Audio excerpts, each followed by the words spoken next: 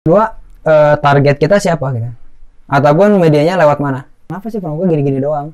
Akhirnya saya dengar promo itu nggak hanya sebatas tali temali, perlombaan ataupun camping. Silahkan kalian berkarya, buat karya kalian sesuai dengan kemampuan, skill kalian.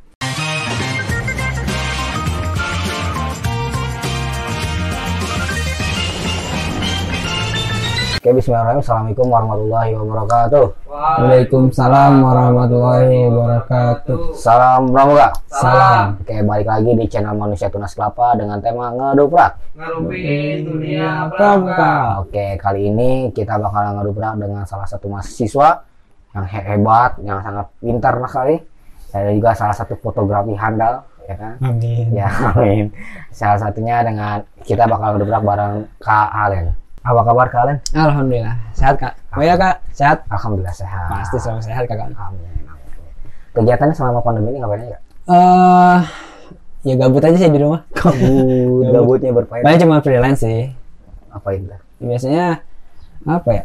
Kalau waktu sebelum liburan itu mahasiswa kampus lain tuh biasanya ada tugas-tugas kayak desain pamflet atau brosur atau leaflet itulah. Sampingan. Sampingan lah lumayan.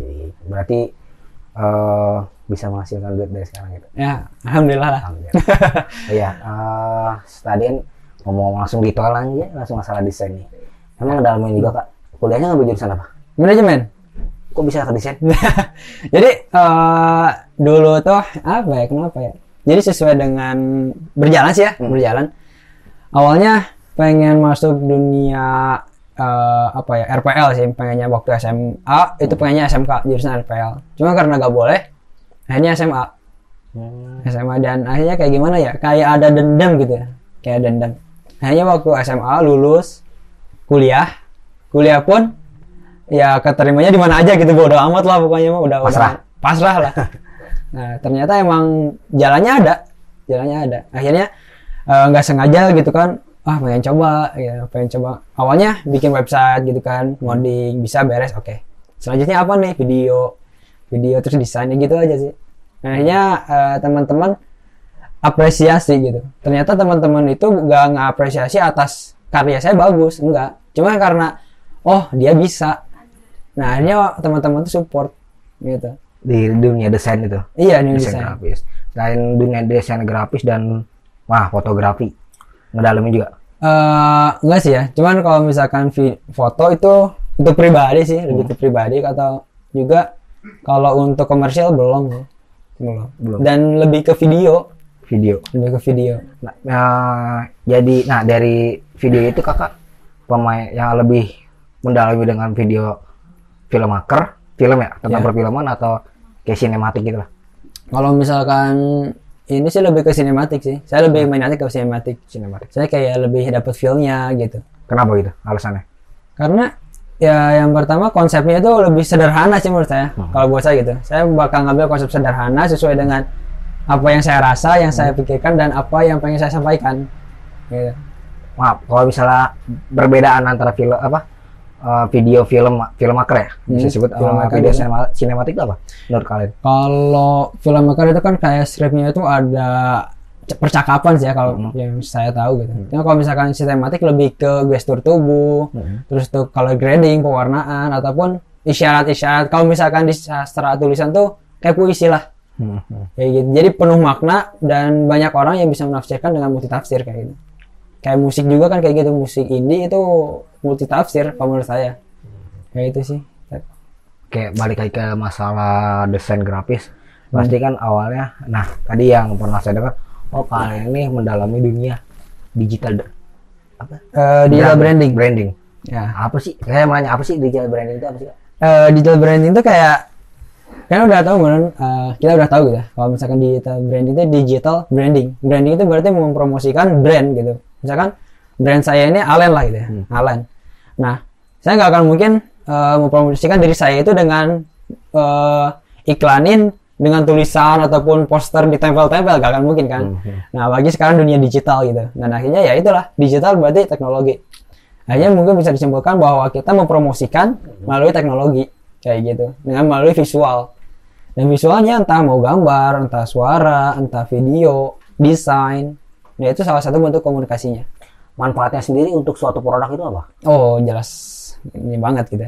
Bagi contohnya aja saya nggak akan ngambil banyak gitu. Contohnya produk Apple gitu. Apple cuma logo Apple digigit gitu, bekas digigit. Tapi kerasa kan kalau misalnya itu Apple itu mahal, bener nggak? Benar. Mewah. Tapi kan Apple itu nggak ngasih tahu bahwasanya dia itu tulisannya ada mewah gitu.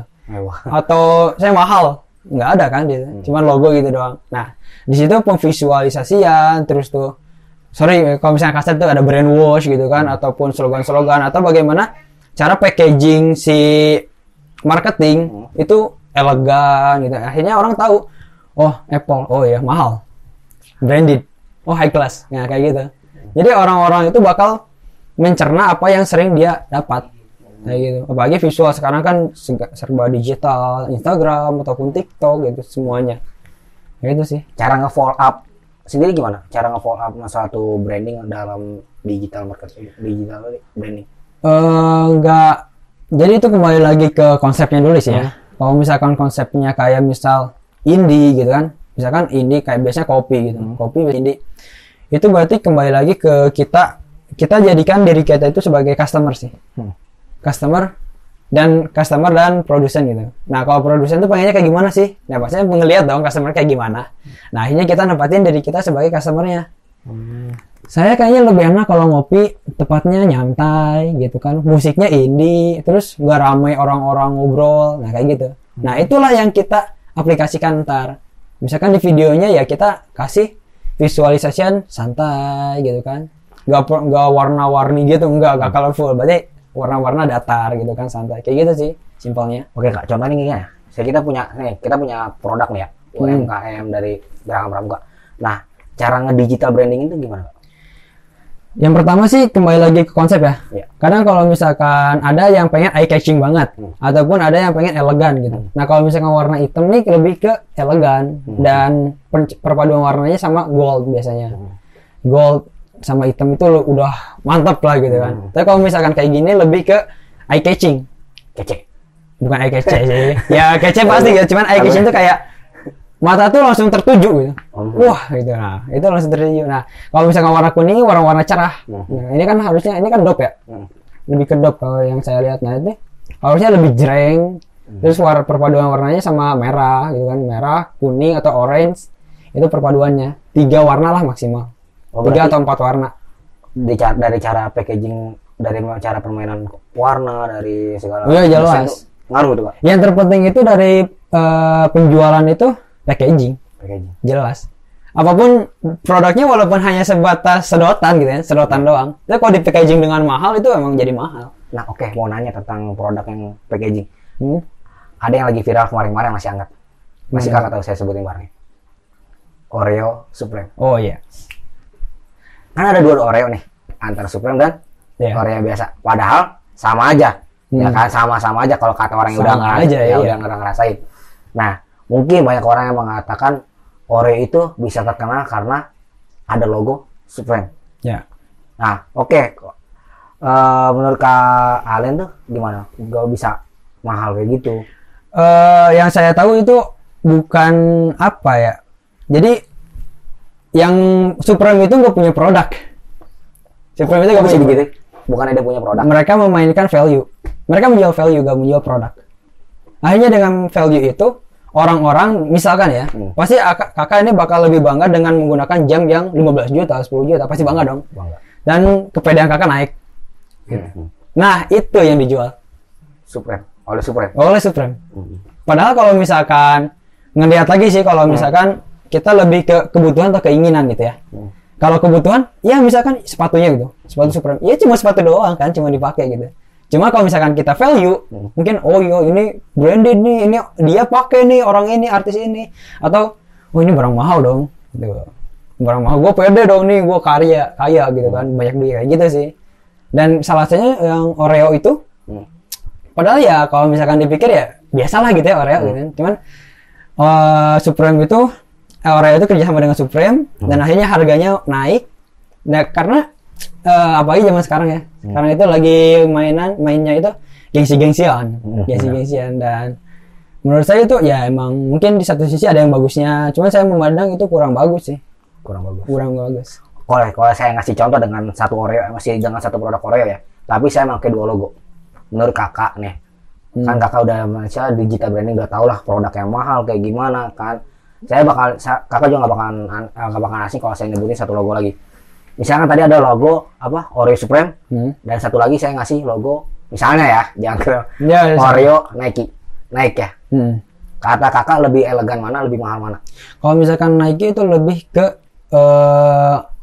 olahraga sih ya, olahraga. Dan itu nggak akan cocok, nggak akan nyambung. Cuma kalau misalkan emang dia ke apparel gitu kan, lebih ke apa ya, nilai value yang bikin orang itu ngerasa, oh gua kaya gitu, oh gua naik harga dirinya, kayak gitu. Nah itu kembali lagi ke konsep si pemilik brand, ya pemilik brand. Kalau misalkan Nike itu bisa kayak gelas aja, gelas mug.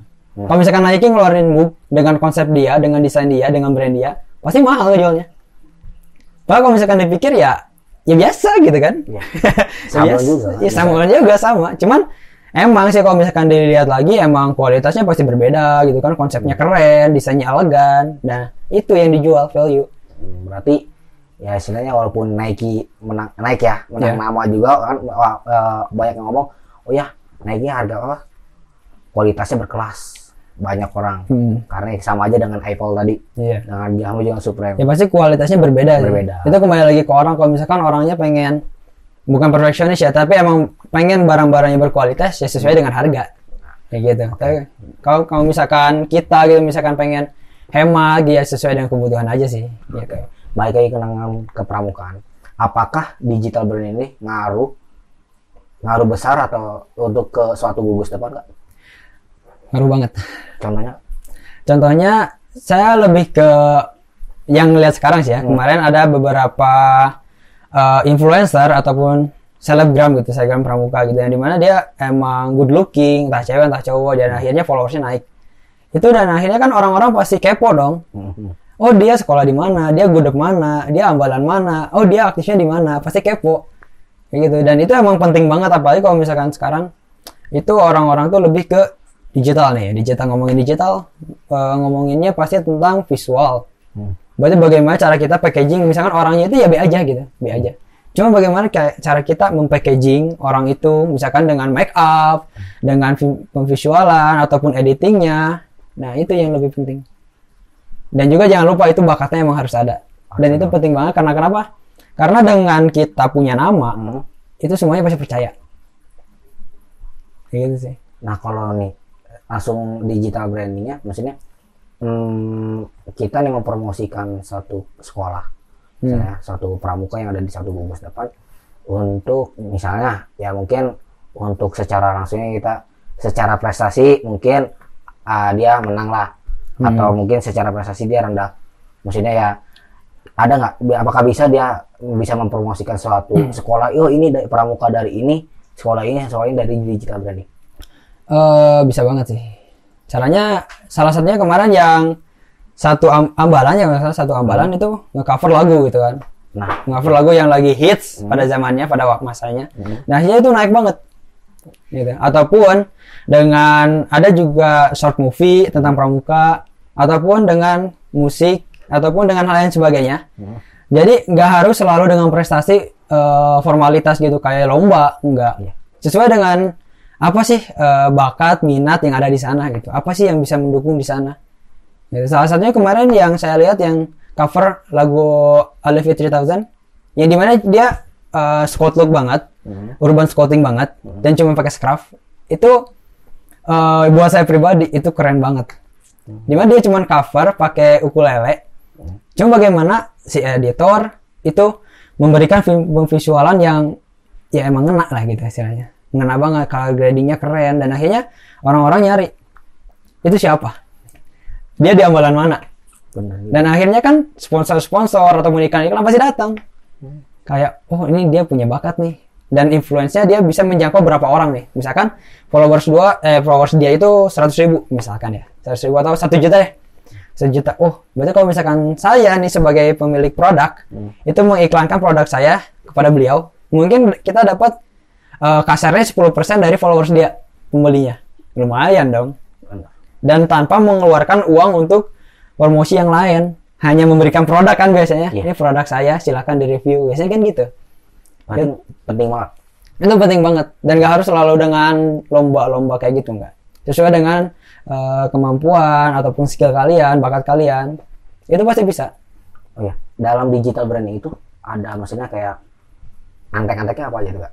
Antek-antek gimana? Misalnya kayak digital kan butuh editor. Maksudnya yang sepengetahuan kalian tuh ada apa aja dalam untuk membuat suatu digital branding yang mantap? Oh, digital branding itu kembali lagi ke si pihaknya. Apakah pihaknya itu pengen pemvisualnya itu pengen kayak gimana ataupun konsepnya pengen kayak gimana? Contohnya aja saya ngelihat dari Karuhun Movie. Karuhun Movie di mana Karuhun Movie ini mengkonsep kayak apa ya, sejarah, pengen mengangkat lagi sejarah. Nah itu kan bagaimana cara dia memvisualisasikan sejarah itu dalam dunia modern. Nah akhirnya kolaborasi antara sejarah dengan modern itu disatukan dalam satu novel. Nah jadi yang terpenting itu kembali lagi ke konsepnya mau kayak gimana, visualnya itu pasti ngikut dan sesuaikan. Jangan sampai misalkan lagi tentang sejarah ada balon gitu kan, nggak akan mungkin gitu. Nah makanya harus sesuaikan dengan konsep dan itu jangan sampai miskomunikasi, yang terpenting. Jadi komunikasi dengan misalkan saya nggak masuk timnya gitu kan, saya di luar. Nah itu harus komunikasinya harus intens dan kita harus tahu maksud dari si owner itu pengen kayak gimana, visualnya pengen kayak gimana, dan kita bakal cari konsep-konsep example gitu kan, contoh-contoh. Nah ini kita satukan kayak gitu sih, lebih simpelnya kayak gitu. Lanjut aja. Oke. Unsur pendukung untuk membangun sebuah digital brand itu apa ya? Unsurnya kembali lagi lebih ke yang pertama sih konsep ya. Konsepnya itu pengen kayak gimana? Apakah pengen ceria ataupun pengen eksklusif gitu kan, atau pengen murah meriah gitu? Itu kembali lagi itu yang pertama, konsep. Yang kedua target kita siapa gitu, ataupun medianya lewat mana. Akhirnya kita lihat dulu targetnya siapa nih. Oh misalkan targetnya pemuda, oke, kita tahu nih pemuda. Kembali lagi selanjutnya adalah yang ketiga, sarana. Pemuda ini kita bisa jangkau lewat mana sih. Nah akhirnya kan kalau misalkan di digital berarti ada Instagram gitu kan, atau Facebook. Mungkin Facebook udah mulai down, atau Twitter. Nah Twitter naik nih, Twitter ataupun TikTok. Nah kayak gitu. Dan selanjutnya itu banyak banget. Yang terpenting itu adalah yang pertama konsep, yang kedua kita tahu pasarnya. Nah itu penjabarannya banyak banget nih. Mau jabarin sekarang nggak? Jabarin aja. Panjang banget ini. Konsepnya udah ada nih, konsep udah ada, pasar udah ada. Lalu selanjutnya itu kita pengen ngasih apa sih ke pasar? Gitu. Konsep itu nggak harus saklek sih ya, nggak harus saklek. Mungkin kita udah punya niat sih, lebih ke niat tuh konsepnya. Nah yang keempat ini kita pengen ngasih apa nih ke remaja ini. Jadi kita lihat nih remaja itu butuhnya apa sih? Gitu. Akhirnya kita kan harus perlu survei yang pertama. Selanjutnya. Nah next itu apalagi ya? Kalau misalkan kita lebih ke brand ya, misalkan produk. Gimana si pembeli itu, customer itu loyal kepada kita?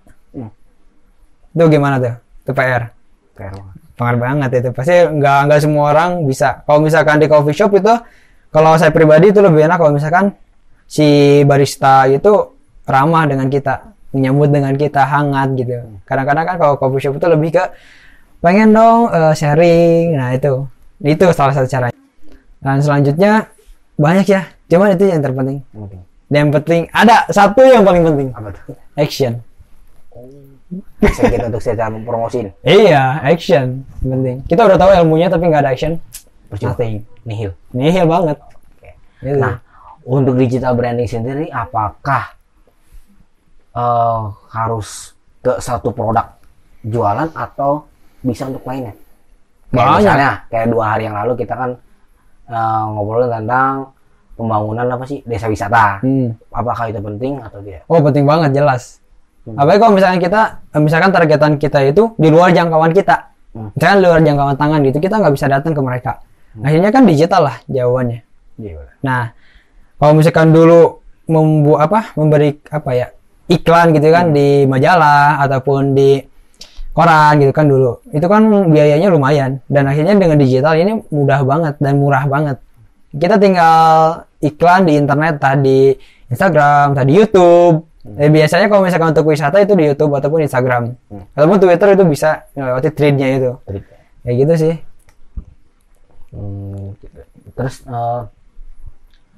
kok bisa nih Kak? Saya mau nanya, sebelumnya Kakak dulu pramuka di mana?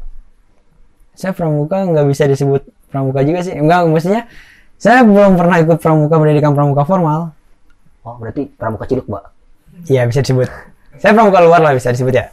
Pramuka luar. Hanya saya nggak pernah tuh mengenyam pendidikan pramuka formal kayak siaga, penggalang, penegak itu nggak pernah.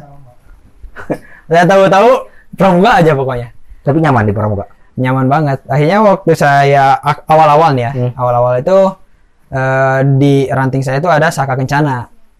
Saka Kencana, dan itu baru mau ada. Itu baru mau ada di sana. Nah, akhirnya karena saya di boarding school ya, di boarding dan nggak bisa keluar. Maaf deh, jangan ditiru. Akhirnya saya sering kabur. Satu provinsi. Ya, bagus.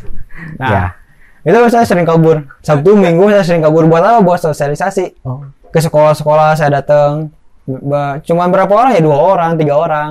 Tapi sering dibotak. Saya pernah dibotak. Masih kalau bodoh, kalau kamu dibotak. Oh iya, jelas. Tapi perjuangannya lumayan banget sih. Berarti kaburnya berfaedah? Alhamdulillah berfaedah. Bukannya kalau misalnya kalau ketahuan ustadz atau guru asat itu ya, ada keringanan nggak? Itu tergantung ustadznya juga sih. Jadi kalau misalkan ustadznya emang ngedukung, saya juga nggak akan masuknya ngelanggar gitu ya. Ya bener sih. Cuma karena saya punya apa ya, greget lah ya. Greget saya tuh pengen dari SD itu pengen pramuka. Cuman nggak kesampaian karena dari SD nggak ada, SMP nggak ada, SMA pun nggak ada. Akhirnya SMA saya mikir, kalau saya gini terus ikut alur, saya nggak akan dapat apa-apa, nggak ada cerita ntar. Gitu. Berarti di pondok nggak ikut, kan di pondok biasanya nih ya, pramuka di pondok pesantren itu ada yang namanya pasukan khusus. Iya. Pramuka kan mungkin walaupun wajib ya kan sekarang ada pasukan khusus. Iya. Emang nggak kalian sendiri nggak ada nih, emang nggak ada niatan apa nggak terpanggil buat jadi pasukan khusus? Saya angkatan pertama. Hah? Oh, angkatan pertama. Angkatan pertama. Biasa ya, justru angkatan pertama itu mencetak generasi pertama. Nah, saya yang ketua hambalan dewan kerja di pondok pesantren itu. Tapi setelah kalian keluar, apa sih sebutannya ya? Ini koordinator. Bukan. KGP. Bukan, saya judat.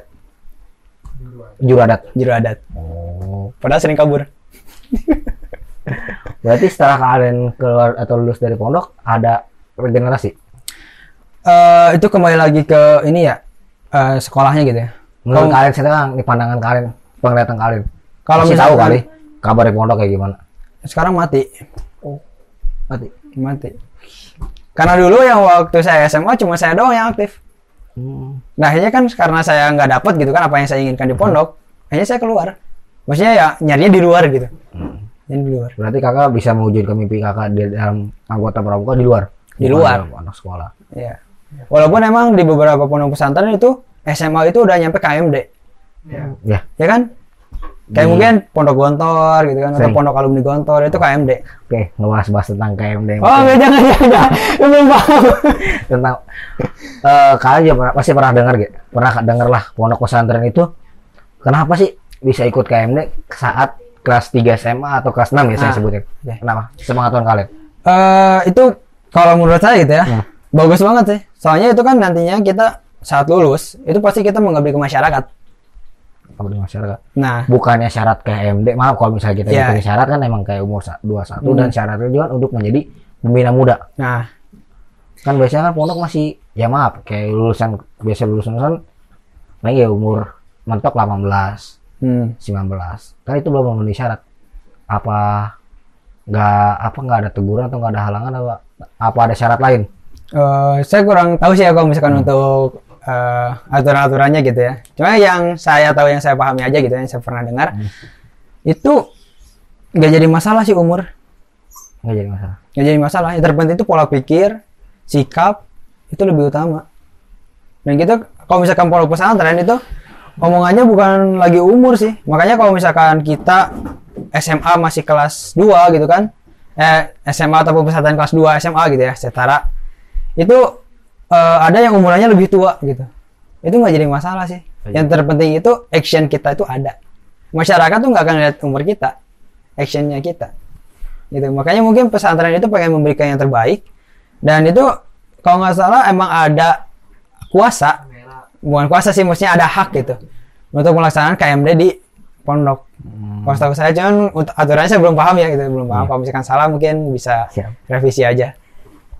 Apa suatu kemampuan Kak Ale nih di digital branding ini terakhir dari Pramuka atau udah dari dulu? Terakhir di Pramuka. Oh iya, kalau kalian sekarang gabung di suatu organisasi Skut Magazine juga ya? Iya, Skut Magazine. Sebagai apa? Saya sebagai videografer. Sama, keren, mantap banget. Jadi itu tadi digital branding itu kakak terakhir dari Pramuka. Dari Pramuka. Bisa cerita nggak? Dikit ya. Jadi saya tuh dulu waktu SMA itu kan, ya itulah ikut ya gitu kan, ikut di luar, dan saya ngeliat, oh Pramuka gini doang sih. Kok Pramuka gini doang sih gitu. Yang di ulang tahun ke 57 atau 56 ya waktu itu. 57. Saya mikir gitu, kenapa sih Pramuka gini-gini doang? Akhirnya saya dengar Dede Yusuf ya, itu gembar-gembor tuh. Saya cari-cari di Google, gembar-gembor tentang urban scouting. Nah, akhirnya saya nyari tuh urban scouting itu apa sih gitu. Urban scouting itu apa? Akhirnya saya cari dan saya pahami gitu kan. Kalau misalkan untuk saya pribadi, Pramuka tuh kayak sebatas tali temali, PBB gitu. Dede Yusuf tuh isyarat itu, nggak hanya sebatas itu, tapi tentang kemasyarakatan, tentang penyesuaian, teknologi, itu banyak bahasanya. Dan akhirnya saya ambil kesempatan atau sesuai dengan kemampuan saya. Kayaknya belum ada deh YouTube tentang Pramuka yang bertema urban scouting. Akhirnya saya bikin. Saya belum tahu yang namanya Scraft. Kelas 3 SMA saya belum tahu namanya Scraft. Saya pakai, kalau di Sunda tuh ada udang ikat. Jadi saya pakaiin Scraft di sini. Dan saya bikin video pakai HP sengaja. Dan saya bikin video tentang apa ya? Tentang urban scouting juga. Saya menjelaskan tentang Indonesian Scout Journalist. Saya menjelaskan tentang KFP dan juga tentang novel ini. Dan saya belum kenal nih Ngeduprak gitu kan, belum kenal. Kalau ada mungkin saya masukkan. Nah, setelah saya upload di YouTube dan juga saya upload di IG saya, itu saya dapat notis yang keren banget lah gitu. Nah, saya di DM sama Skut Magazine dan juga komunitas film Pramuka. Diminta untuk jadi anggota. Nah, saya kan belum tahu ya, Akhirnya, yaudah saya ikut ke KFP, saya ikut ke Skut Magazine. Ya saya nyari-nyari lah. Dan akhirnya karena saya kuliah di Depok, alhamdulillah wawasan saya cakupannya luas gitu, nggak hanya di Bandung doang gitu. Dan dekat dengan lingkungan-lingkungan yang mendukung juga. Dan akhirnya saya memutuskan untuk, Skut Magazine ini lebih cocok buat saya. Gitu. Akhirnya saya gabung Skut Magazine. Gitu sih simpelnya. Berarti dari Pramuka bisa mewujudkan digital branding yang jelas banget. Oke. Mungkin di sini aja kayak cukup ya sampai sini. Cukup. Udah ngawurin hidup pusing mau nanya apa lagi. Wah, ngobrol-ngobrol santai gitu. Mungkin lain waktu kita bisa ketemu lagi kayak. Oke, siap. Sehat-sehat kayak. Semoga kakak juga selalu. Terima kasih untuk ilmunya ya. Semoga yang nonton di rumah mendengarkan dan bermanfaat juga bagi mereka yang ada di rumah. Amin. Terakhir Kak, ada pesan-pesan yang mau disampaikan?